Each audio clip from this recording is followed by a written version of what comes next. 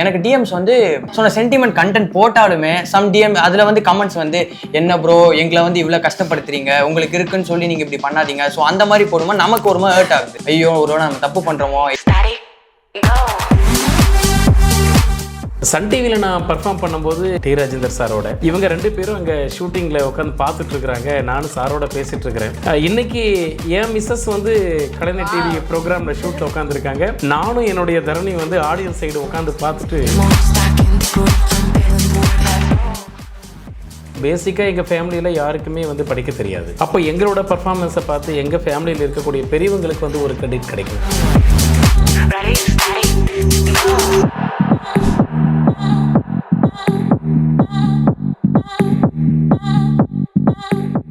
So sir நீங்கள் வந்து government டீச்சராகவும் இருக்கீங்க, நீங்கள் ஒரு சிங்கர், மிமிக்ரி ஆர்டிஸ்ட், அப்புறம் நிறைய ஸ்டேஜ் ஷோஸும் நீங்கள் பண்ணியிருக்கீங்க. ஸோ சின்ன வயசுல இருந்த பசங்களுக்கு எந்த ஒரு விஷயத்த அவங்களுக்கு நீங்கள் அவங்க வந்து உங்ககிட்ட இன்ஸ்பயர் ஆகணும், இல்லை நீங்கள் இந்த ஒரு விஷயத்த இன்சிஸ்டாகவே வந்து கற்றுத்தரணும் அப்படின்னு நினச்ச விஷயங்கள்லாம் என்னென்ன சார்? அதாவது என் குழந்தைங்களா இல்லை ஸ்டூடெண்ட்ஸுக்கு சொல்கிறீங்க? பசங்களுக்கு. குழந்தைங்களுக்கு அதாங்க மேம், அவங்க வந்து ஒரு ஆர்டினரி பர்சனாக இருக்கக்கூடாது. இதுதான் என்னோட ஆம்பிஷன். ஏதோ பிறந்தோ வளர்ந்தோ அப்படின்னு இருக்கக்கூடாது. அதை நான் முதல்ல சொன்ன மாதிரி பேசிக்காக எங்கள் ஃபேமிலியில் யாருக்குமே வந்து படிக்க தெரியாது. எல்லாம் இல்லிட்ரேட் ஃபேமிலி தான். பட் என்னுடைய ஃபாதர் மதரை வந்து எங்கள் ஊரில் பக்கத்து வீட்டுக்கே தெரியாது. பட் எங்களை வந்து ஒட்டுமொத்த ஸ்டேட்டுக்கு தெரியப்படுத்தணும், என்ன செய்யலாம்.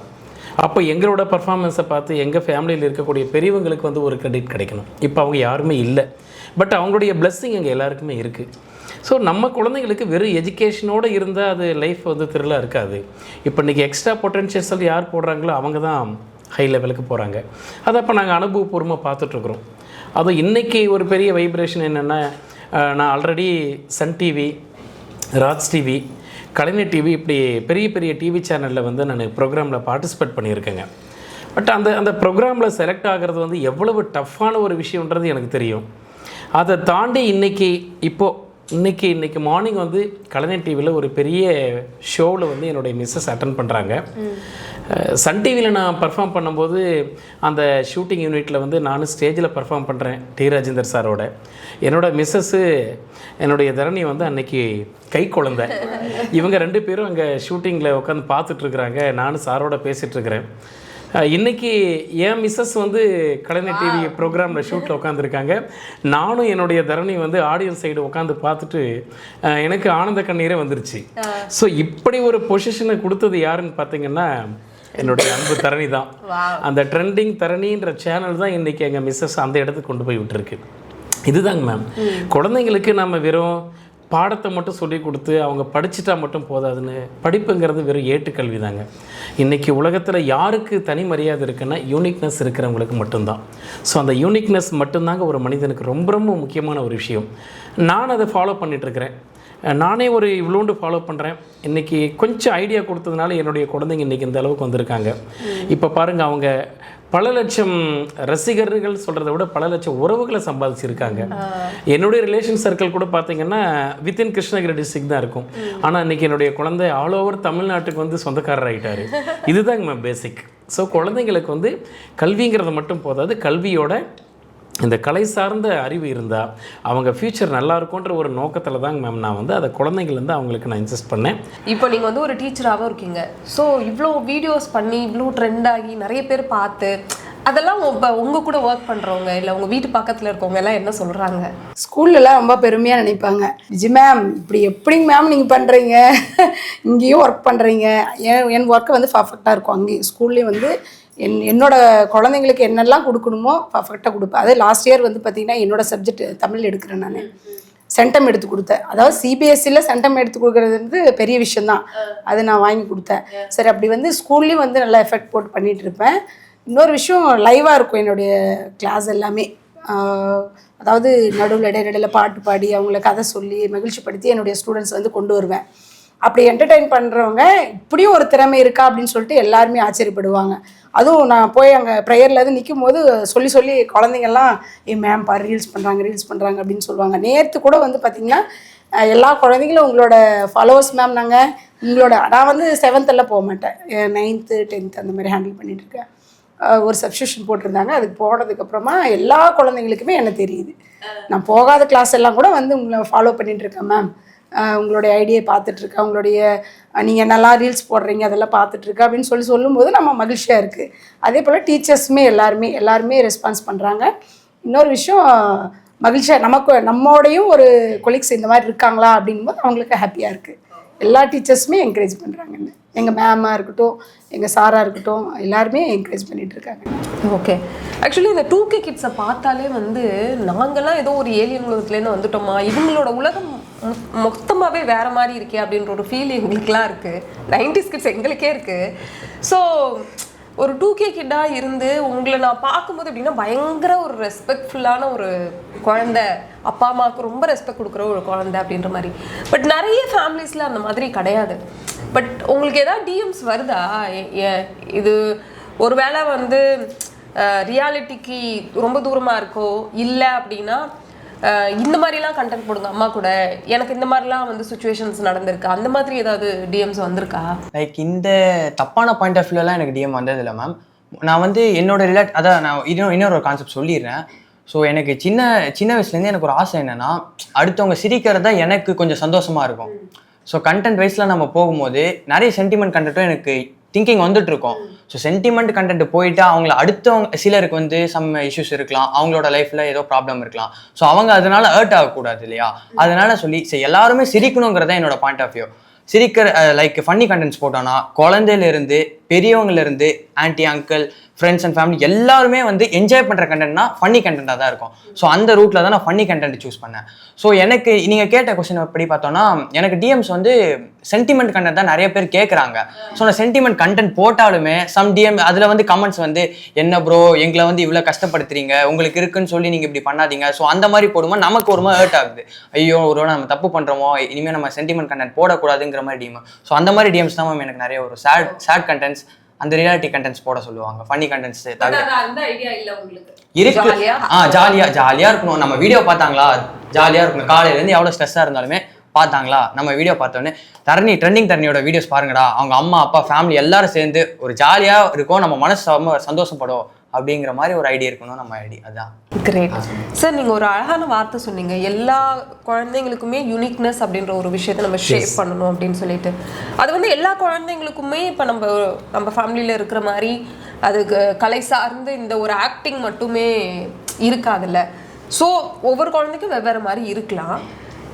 நீங்கள் பேரண்ட்ஸ் கிட்ட ஒரு விஷயம் சொல்லணும், இந்த யூனிக்னஸை ஷேப் பண்ணுறதுக்கு. அது என்ன வேணா இருக்கட்டும், அது கேம்ஸோ இல்லை வேறு ஏதாவது விஷயங்கள் அவங்களுக்கு பிடிச்சதோ இல்லை படிக்கிறது அந்த மாதிரி பண்ணணும், என்கரேஜ் பண்ணணும் அப்படின்னா இந்த ஒரு விஷயத்தை சின்ன வயசுலேருந்தா அவங்களுக்கு சொல்லிக் கொடுங்க அப்படின்னா என்ன விஷயம் சொல்லுவீங்க சார்? அதாவது முதல்ல அந்த பேரண்ட்டுக்கிட்ட இருந்து குழந்தைங்க வந்து விலகி நிற்கக்கூடாதுங்கண்ணா. அவங்களுக்குள்ள வந்து ஒரு இறுக்கம் வரக்கூடாது. இவங்க பேரண்ட்டு நமக்கு ஃப்ரெண்டு, அதை நாங்கள் இப்போ அதை வாழ்ந்து காட்டிகிட்டு இருக்கிறோம். டு பி ஃப்ராங்க், இப்போ எங்கள் ஃபேமிலி சர்க்கிள்லேயே ஒரு பெரிய குடும்பத்தில் ஒரு 3 பசங்க இருக்காங்க. அவங்க என்னை பார்க்கும்போதெல்லாம் சொல்லுவாங்க, நான் வந்து அவங்களுக்கு சித்தப்பா முறை ஆகுது. முக்கியமான விஷயத்தில் பார்க்கும்போது அவங்க 3 பேருமே சொல்லுவாங்க, சித்தப்பா உங்களையும் தம்பிங்களையும் பார்க்கும்போது எங்களுக்கு உண்மையிலேயே ரொம்ப ப்ரௌடாக இருக்குது. ஏன்பான்னு கேட்டால், இல்லை நாங்கள் எங்கள் அப்பாவோட இது வரைக்கும் ஒரு நாள் நாங்கள் அவரை டச் பண்ணி நாங்கள் பேசினதா வரலாறு இல்லை. அதே மாதிரி அவர் எங்களை செல்லமாக கூப்பிட்டு கூட நாங்கள் பார்க்கல. ஸ்டில் நவ் எங்கள் டேடி இப்படி உள்ளே என்ட்ரி ஆனார்னா நாங்கள் எல்லாருமே போயிட்டு செவுத்தில் பள்ளி ஓட்டுற மாதிரி போய் ஒட்டிப்போம். அந்த மாதிரி தான் எங்கள் லைஃப் இன்றைக்கி வரைக்கும் இருக்குது. எல்லாருக்கும் குழந்தை குட்டியோடு இருக்கிறாங்க. பட் நீங்கள் தரணி குணாக்கிட்ட நடந்துக்கக்கூட அந்த முறையெல்லாம் பார்க்கும்போது ஒரு கிளாஸ்மேட்டு போகிற மாதிரி இருக்க, தோள் மேலே கை போட்டுட்டு நீங்கள் அவங்களோட ஜாலியாக போகிறது, அவங்கள நீங்கள் என்கரேஜ் பண்ணுறது, இதெல்லாம் பார்க்கும்போது பெருமையாக இருக்குன்னு சொல்லுவாங்க. இப்போ நானும் அதாங்க மேம் சொல்கிறேன், குழந்தைங்களுக்கு வந்து நம்ம அதான் வெறும் படிப்பு மட்டும் போதாது, அவங்க முதல்ல பேரண்ட்டோட வந்து ஒரு அட்டாச்மெண்ட் வேணும். இவங்க நமக்கு பேரண்ட்டுன்னா நம்ம கட்டுப்படுத்துகிறவங்க, அவங்க நமக்கு வந்து அந்த ஷெட்யூல் போடுறவங்க, நம்ம ஷேப்பிங் பண்ணுறவங்கன்னு சொல்லி அவங்க தூரமாக நிற்கக்கூடாது. அந்த பேரண்ட்டுக்கு சொத்துன்றது யாருன்னா அந்த குழந்தைங்க தான். அப்போ அந்த குழந்தைங்களுக்கு ஒரு நல்ல நண்பன் யாருன்னா பேரண்ட்டு தான். அப்போ அந்த பேரண்ட்டோட அவங்க எவ்வளோவுக்கு எவ்வளோ குழந்தை பருவத்துலேருந்து அட்டாச்சாக இருக்கிறாங்களோ அவ்வளவும் அவங்க ஃப்யூச்சர் வந்து நல்லா இருக்குங்க. இப்போ ஸ்கூலில் டீச்சர்ஸ் வந்து லெசன் சொல்லித்தராங்க, ஓகே, அதனுடைய லிமிட் வந்து எக்ஸாம் வரைக்கும். அப்புறம் அடிஷ்னலாக சில விஷயத்த சொல்லி தருவாங்க. அது ஒரு பர்டிகுலர் லிமிட் வரைக்கும் வரும். பட் ஒரு பேரண்ட் வந்து லாங் லைஃப் அந்த குழந்தைங்களுக்கு ஒரு ஃப்ரெண்டாக இருக்கும்போது தான் சில விஷயங்கள் எல்லாம் அவங்க புதுசாக கற்றுக் கொடுக்க முடியும். அதை வச்சு தான் அந்த குழந்தைங்க வந்து பெரிய ஆள் ஆக முடியும். இப்போ நானே அப்படி வளர்ந்த பையன்தான். அப்போ என் குழந்தைய நான் அந்த அளவுக்கு வளர்த்துருக்கிறேன். இப்போ நான் நினச்ச மாதிரியே ஒவ்வொரு பேரண்ட்டும் வீட்டில் வந்து தன்னுடைய குழந்தைய ஒரு ஃப்ரெண்டாக நினச்சி அவங்க அதை வளர்த்தாங்கன்னா நிறைய விஷயங்கள் அந்த குழந்தைங்களுக்கு வந்து கண்டிப்பாக அவங்க கன்வே பண்ணலாம், அதை வந்து என்கரேஜ் பண்ணலாங்க மேம். இது செஞ்சால் பெட்டர்ன்னு நினைக்கிறேன். அதுக்கு மேடம் அடிஷ்னலாக நான் இன்னொரு விஷயத்தை கூட அனுபவிச்சிருக்கிறேங்க. என்னோடய சின்ன பையன் குணபாலன் வந்து குழந்தையாக இருக்கும்போது அவன் அப்போவே வந்து என்ன ரஜினி சாராக பார்த்துட்டான். ரஜினி சாரை எங்கெல்லாம் பார்க்குறானோ இவர் நம்ம அப்பான்னு முடிவு பண்ணியிருப்பான். ஒரு நாள் ரொம்ப ஒரு மாதிரி டயர்டு அப்படியே தூங்கிட்டு இருக்கிற பெட்டில் அவன் அந்த குழந்தை மழலை மொழியில் பேசுகிறான். அப்படியே ததக்காம் புதுக்காக நடந்துட்டு வந்து பெட்டில் தூங்கிட்டு இருந்த என்னை வந்து ஒரு 5 o'clock ரேஞ்சில் வந்து எழுப்புறான். இப்போ அவங்க மம்மி வந்து எந்திரிச்சு டிவி ஆன் பண்ணிட்டாங்க. சன் லைஃப்பில் சாங் ஓடிட்டுருக்கு. திடீர்னு என்னை குழந்தை எழுப்பி ரொம்ப டார்ச்சர் பண்ணான். அப்பா அப்பா அப்பான்னு எழுப்பிட்டே இருந்தான். என்னடா குழந்தை இந்நேரத்துக்கு எழுப்புறானேன்னு ஏன் சாமின்னு சொன்னால் அவன் சொன்னது இன்னும் என்னால் மறக்கவே முடியலைங்க. ஏப்பா நீங்கள் அழுறீங்க அப்படின்னா. ஏன்டா நான் என்னடா உனக்கு பண்ணேன், இப்போ தாண்டா தூங்கிட்டு இருந்தேன், நீ தாண்டா என்னை எழுப்பி விட்ட, நான் எங்கடா அழுந்தேன். இல்லை நீங்கள் அழுறீங்கன்னு சொன்னான். எங்கே சாமி என்ன அங்கே டிவியில் அழுறீங்கன்னு சொன்னான். எனக்கு ரொம்ப ஷாக்கு. நானும் டிவியில் அழுறேன், நான் எதை சொல்கிறான் குழந்தைன்னு சொல்லிட்டு உடனே எந்திரிச்சு போய் டிவியை பார்த்தா தலைவரது படிக்காதவரில் ஊரை தெரிஞ்சுக்கிட்ட சாங் ஓடிக்கிட்டு இருக்கு. ஸோ என் குழந்தை என்ன நினைக்கிறேன்னா அங்கே அந்த டிவியில் அழுதுட்டு இருக்கிறது ரஜினி சார் தான் அப்படின்னு அவனுக்கு தெரியாது. நம்ம டேடி தான் அங்கே அழுறாரு, அவன் முடிவு பண்ணிட்டான். அப்போ அந்த குழந்தையிலே வந்து அவன் என்னை எப்படி மைண்டில் வச்சிருக்கிறான்னு பாருங்களேன். அந்தளவுக்கு என்னோட பர்ஃபார்மன்ஸ், ஸ்டேஜ் பர்ஃபார்மன்ஸ் எல்லாம் அவன் வீடியோவில் நிறைய பார்ப்பான். இப்போ அப்போ இருந்தே அவனுக்கு வந்து அது ஒரு encouragement. Not only my son, yes, Krishnagiri district ஃபுல்லாவே வந்து உங்க ஊரு சூப்பர் ஸ்டார் ரஜினி பாலு அப்படின்னு சொன்னா எல்லாருக்குமே தெரியும். ரஜினி சார் தான் சொல்லுவாங்க. பாலமுருகன் சொன்னா அப்பா யாருக்கு தெரியாது, ரஜினி பாலுன்னு சொன்னா தான் எல்லாருக்குமே தெரியும். அப்போ என்னாச்சுன்னு பார்த்தீங்கன்னா, ஏப்பா நீங்கள் டிவியில் அழுறீங்கன்னு சொன்ன பையன், ஆமாம் சாமி அப்பா கொஞ்சம் கஷ்டம் அதனால தான் அழுற சொல்லி அவனை சமாதானப்படுத்தினேன். அப்புறம் ஒரு கேள்வி கேட்டான், அந்த அக்கா யாருப்பான்னு கேட்டான். என்னால் இன்னுமே அது அந்த சீன் மறக்க முடியலைங்க எனக்கு. அப்படியே அந்த அக்கா யாருப்பான்னு அம்பிகா மேமை பார்த்து கேட்குறான். அந்த அக்கா யாருன்னு அம்மாட்ட போய் கேளுப்பா சொல்லுவாங்கன்னு சொன்னேன். இது ஒரு எக்ஸாம்பிளுங்க மேம். ஒரு குழந்தைங்க வந்து பேரண்ட்டை பார்த்து தான் லேர்ன் பண்ணிக்கிறாங்க. They imitate everything in their life. நம்ம என்ன செய்கிறோமோ அதை குழந்தைங்க ஃபாலோ பண்ணுறாங்க. இப்போ எனக்கு கலைத்துறையில் ஆர்வம் இருந்தது, இப்போ என்னுடைய குழந்தைங்க அதை வந்து ஃபாலோ பண்ணுறாங்க. ஸோ இந்த மாதிரி தன்னுடைய குழந்தைக்கு இருக்கக்கூடிய அந்த ஆர்வத்தை வந்து வளர்க்குறது தான் பேரண்ட்ஸோட கடமைன்னு நான் நினைக்கிறேங்க மேம்.